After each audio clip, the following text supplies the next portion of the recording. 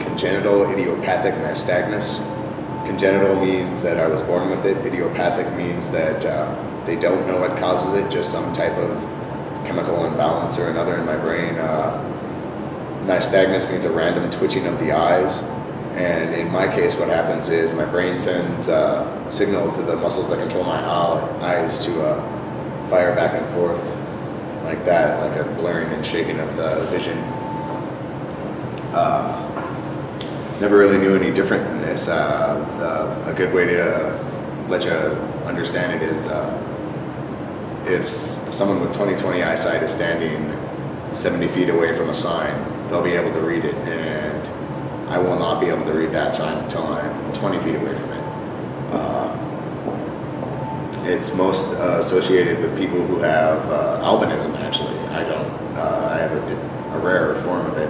And what happens in the albinism case is that our eyesight is actually so poor that the eye will just continually wander for something to focus on, but never finding that. It's in constant motion. Mine kind of comes and goes with, I don't really know what, like I can kind of see for a little while. Things start to move on me. I do have a driver's license. It's highly restricted. I can only drive between 45 and 55, or not, up to 55 miles per hour. I can't drive in inclement weather or at night. I have to wear my glasses because I'm also nearsighted and farsighted. That has nothing else to do with what I was born with, but it adds to my poor vision. I have to wear my glasses. I have to have a left outside mirror.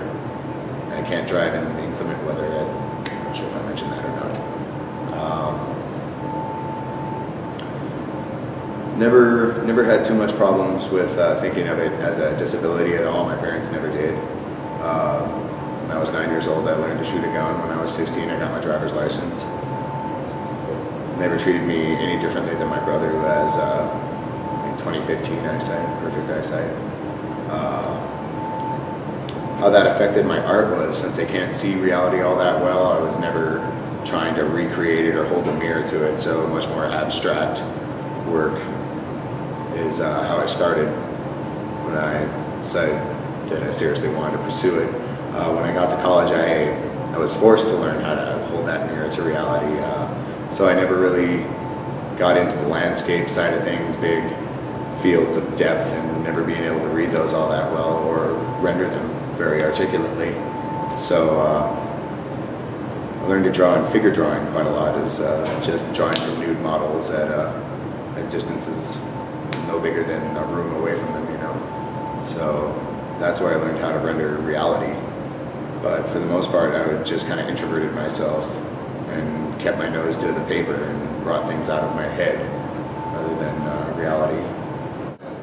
My concentration is in printmaking, etching in particular, and what that is etching an image, image into a zinc or copper plate using an acid, and then running it through a printing press. Once that plate's been made, I can make multiple copies of that. But the art is very detailed work and very bringing yourself very close to the image to make the marks.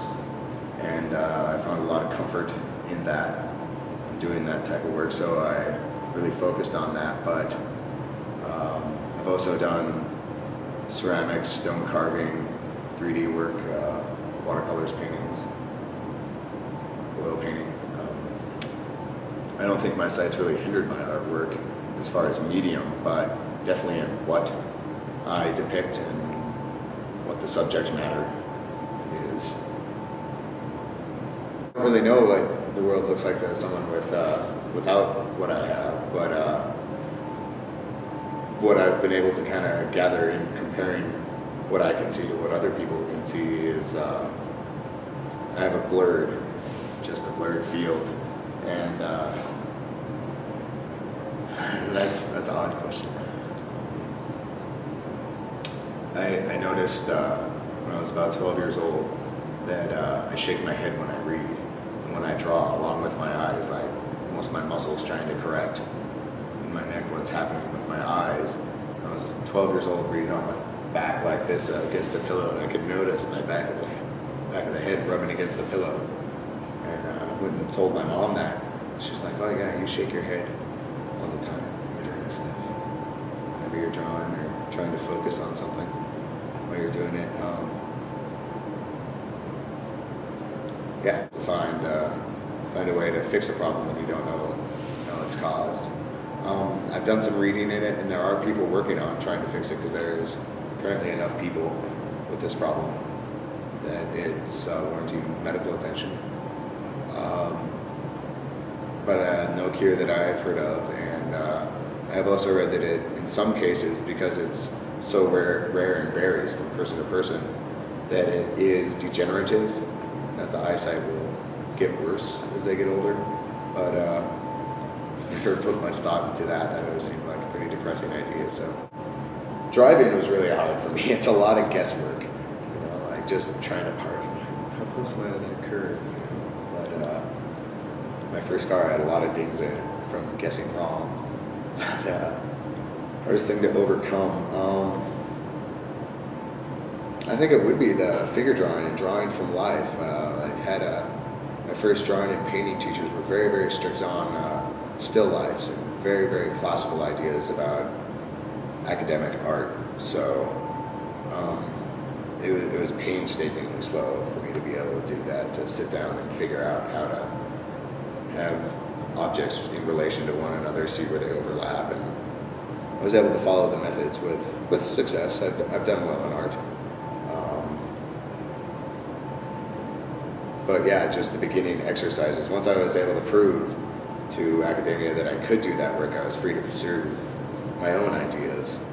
But I think that was the more difficult thing, I'd say.